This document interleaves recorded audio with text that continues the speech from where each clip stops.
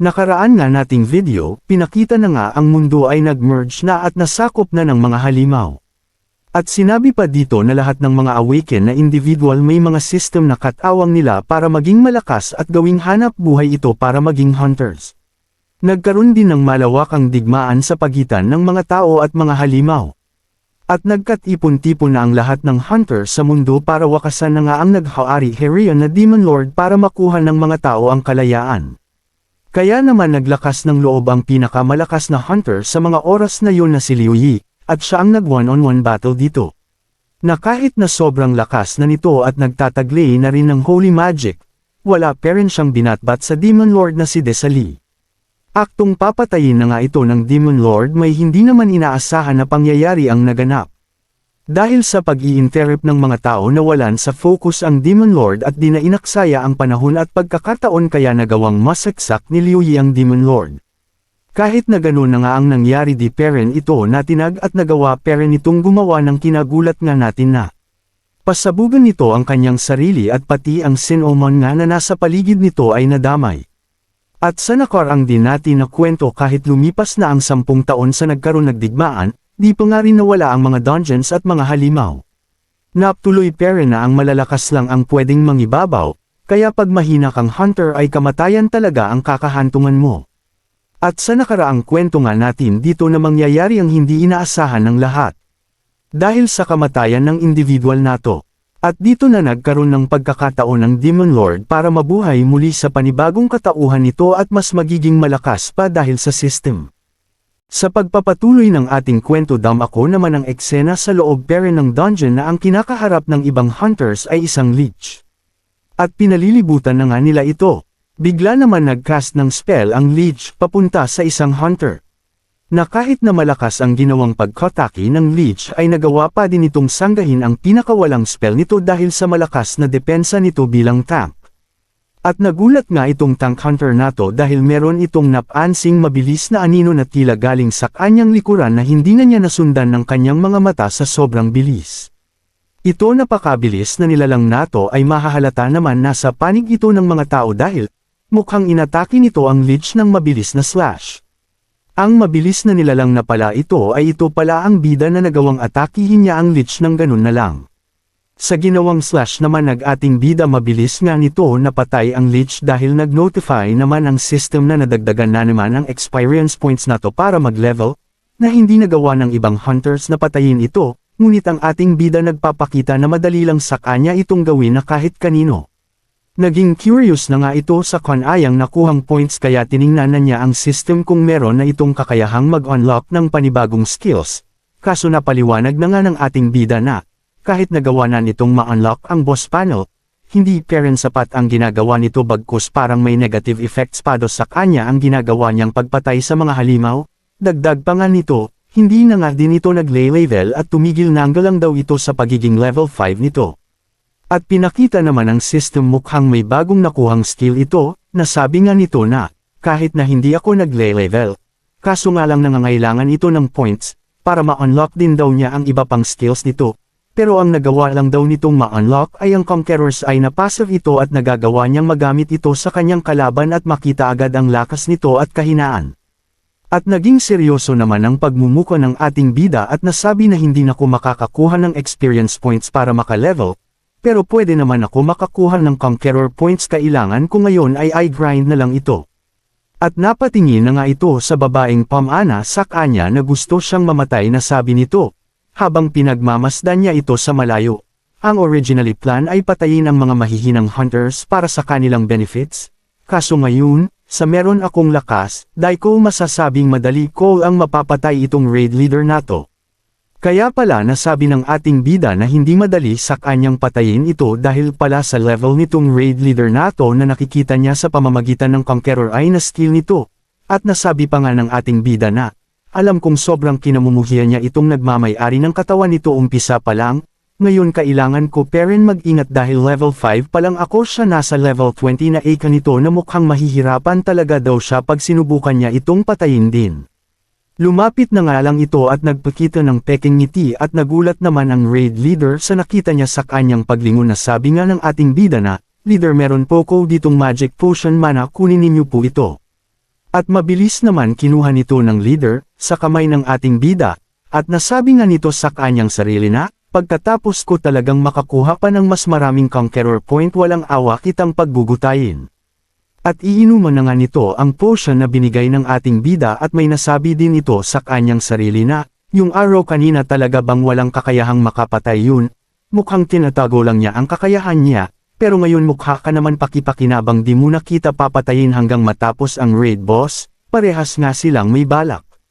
Sa isa't isa napatayin ang bawat isa pero di na lang nila ito pinapahalata. Nakita naman ng isang hunter ang kakaibang blue fire sa bandang dulo ng pader, nasabi na lang nito, maghanda kayo mukhang may parating. At nakita na nga din ng ating bida ito at napapangiti habang sinasabi niya na, sino naman kaya ang lalabas ditong bastard?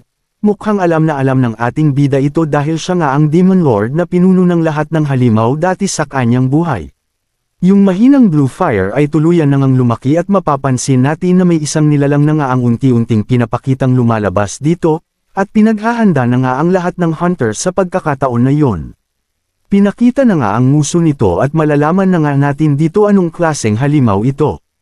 At pinakita na nga ang kabuuhan ng halimaw nato at pinakilala din ito na ito ang Bone Demon Dragon Level 20 ang boss sa dungeon na kinalalagyan nila. Nagbigay na nga ng instructions ang raid leader nila at nasabi nga nito na, humanda kayo, makinig kayong mabuti kailangan ninyong mag-maintain ng formation natin at magkaisa tayo kayang-kaya natin itong mapatay. At nang pagkasabi ng raid leader yon bigla namang tumakbo ang ating bida paalis sa malapit sa boss dungeon, at nasasabi na lang nito habang tumatakbo sa kanyang isip na, okay bahala na kayong mamatay dyan basta ako labas ako dyan, na wala nga itong pake talaga sa mga hunters na kasalukuyan nasa loob ng dungeon. At napansin nga nito ng kanilang raid leader at nasabi nito sa ating bida, hoy! Saan ka pupunta? Kumanda ka pagkatapos nito, ikaw naman isusunod namin. At wala ngang pake talaga ang ating bida at tuloy lang ito sa pagtakbo palayo sa kanila. At bigla naman nang simula na ang boss dungeon na patayin ng mga hunters na naghimasok sa kanyang dungeon. At makikita naman natin na kahit papano sa ngayon maganda ang pinapakita ng ibang hunter dahil nagagawa pa nilang masangga ang atake nito. At ang mga hunters na long range ay nagbato na nga rin ng kani-kanilang mahika sa halimaw. Nagawa naman nilang makakuha ng direct hit dito sa halimaw nato mukha naman ininde niya ang pagka-atake nila. At natutuwa naman ang ibang hunters sa nagawa nila, ngunit wala palang kwenta ang mga ginawa nila at nag-aksaya lang sila ng kanilang mga mana, dahil wala palang epekto sa halimaw na dragon ang mga ginawa nila mukhang pinalakas panayla ito lalo. At tinuwanan at niningitian na lang ng ating bida ang pinaggagawa ng mga hunters mukhang alam nati ang mga pangyayaring ito, at nasabi na lang nito, kailangan ko pa bang ipakita sa kanila ang tamang gagawin. Mukha naman may nire-release itong kakaibang aura patungo sa mga hunters na nakikipaglaban sa kanya. Pero ang sinisigaw nila ay iyan na daw nila at sumugod at nanghihina daw ito. At nang medyo palapit na sila napansin ng isang hunters na nasusunog daw ang kanyang kamay pero wala daw itong maramdam, at nang bigla silang tinupok ng kakaibang apoy na yun na at wala na lang silang nagawa kundi sumigaw at mamatay na lang ng walang kalaban-laban. At nasabi na nga ng leader nila na huwag kayong matakot patayin natin yan sa malayuang pagkatake. At makikita naman nga natin sa kabila ng ginawa nilang pagkatake dito ay hindi ito tinatablan sa ginawa nila. Gulat na gulat nga ang raid leader at nasabi na lang nito na, pati sa long attack immune din ang boss dungeon. Nasabi pa nga ulit ng raid leader na wala na kaming magawa di naman kami pwedeng lumapit at matutulad lang daw sila sa mga hunters na natunaw na ang natira mga baluti na lang nila. At natatawa na lang ang ating bida at nasasabi nito kailangan kun abang tulungan sila nito. Walang ano-ano ay sumugod na nga ito, at napansin din ng halimaw ang ating bida. At natatawa naman ang raid leader sa ginawa ng ating bida at nasabi na lang nito na, wala talagang utak ito, sige lang lumapit ka lang at masunog agad. Bigla naman nakalapit na ang ating bida sa dragon, at bigla naman itong umatake sa ating bida at natutuwa naman ang raid leader dahil mamamatay na daw ito. At wala ngang nagawa ang halimaw sa ating bida madali lang nito napigilan ang ginawang atake ng dragon na halimaw. At syempre gulat na gulat ang raid leader at takang-taka ito bakit hindi ito tinatablan ng aura ng halimaw at madali lang daw niyang na-deflect ang attack nito. At natatawa na lang ang ating bida sa pinaggagawa ng halimaw na sabi pa nitong babang uri nga daw ito at sino ba siya para hawakan siya. At ang dali lang naman daw patayin ito langaw nato. At nagsalita na nga ulit ang raid leader habang pinakita na nga ang core ng halimaw at nasabi nito, yes alam ng lahat saan ang kahinaan ng halimaw at sa kanyang core ito, kasuday ko maintindihan bakit di tinatablan itong bastardo nato ng aura ng halimaw para matupok ito. At dali-dali namang sumugod ang ating bida sa dibdib ng halimaw kung saan ang core nito para tapusin na nga daw itong kalokohan nato. At nakikita naman natin na nagtagumpay na nga ito ng kanyang pag-atake sa core nito at natarak nga nito ang kanyang espada at nasabi ng ating bida na, madali lang patayin ang langaw na ta, hirap na hirap kayo eka nito habang nakangiti pa at gustong gusto niya ang ginagawa niya. Wala na ngang nagawa ang langaw, ang dragon na halimaw at tuluyan na nga itong namatay sa ginawa ng ating bida. Pagkatapos niyang patayin ang halimaw na dragon tiningnan naman ng ating bida ang kanyang system kung may pagbabago na nga daw ito, at nasasabi na nga nito na, nung maliit pa ko ito na ginagawa ako ang pagpatay sa mga dungeon boss at walang kwenta peren mga ta hanggang ngayon, mukhang tinutukoy nito ang naging buhay nito dati bilang isang demon lord na nagdaan din pala sila sa pagiging bata. Katulad ng mga tao, at pinakita naman na ang system ay tagumpay itong makakuha ng conqueror points dahil walang ang kwenta ang experience points kasi walang epekto nga sa kanya ito. At nasasabi ng ating bida na, sa wakas naman nadagdagan, at buti makakapag-unlock na ko ng panibagong skill. At tuluyan na ngang pinakita ang system na sinasabi nito na pwede na niyang i-unlock ang dungeon bind, ang kailangan na lang nito ay i-accept ito. Na-accept na nga ng ating bida ang Dungeon Bind at lubusan pa nga itong natutuwa bukod pa daw sa Dungeon Bind marami pa daw mga hidden skills ang unlock nito, at mga materials ang nakuha nito. At napansin naman ng ating bida nagparating na pag-atake sa kanya at nasabi niya ang bagal nga daw. Tuluyan nang sumabog ang atake na yon sa ginawa nila sa ating bida. At ang atake na pala yun ay galing sa patay gutom na raid leader na ketong-ketong patayin ng ating bida. Nasabi pa nga niyet habang tumatawa na, sa wakas wala nang pwedeng manggialam sakin bakit mo pa ko kakalabanin kasi eka nito. At biglang belang naman ang tingin nito sa tumatawag na palapit sa kanyang ibang hunters at nasabi nila na boss, kailangan pa ba nating ipagpatuloy ang pag-unlock sa hidden dungeon? Di nga nakasagot ito biglang. May maririnig tayong talsik ng dugo mula sa isang espada na tila may sinaksak ito. At pinakita naman ang eksena na pinagpapatay nila ang iba pang hunter na hindi nila kaalyado at gagawin na daw nila itong paen o ano pa daw ang dapat gawin sa mga ito. At bigla naman niyang tinutukan ang nagsalita kanina at nasabi nito wag makong patayin di ako mangangialam sa rewards o kahit ano basta buhayin mo lang ako kanito na nagmamakaawa, at sabay salita naman ang patay gutom na babae na, may sinasabi ka. Nahihibang ka na ba? Alam mo ba yung pinagsasabi mo? Dagdag pa nito, nakasaad sa information na nakuha namin, para mabuksan ang hidden dungeon kailangan marami ang masacrifice, at pasalamat ka isa ka sa mga masasakripisyo kanital sabay. Walang awa nga talaga nitong pinatay ang lalaking ito na tila tumagos pa nga ang araw nito sa uluhan ng kawawang individual.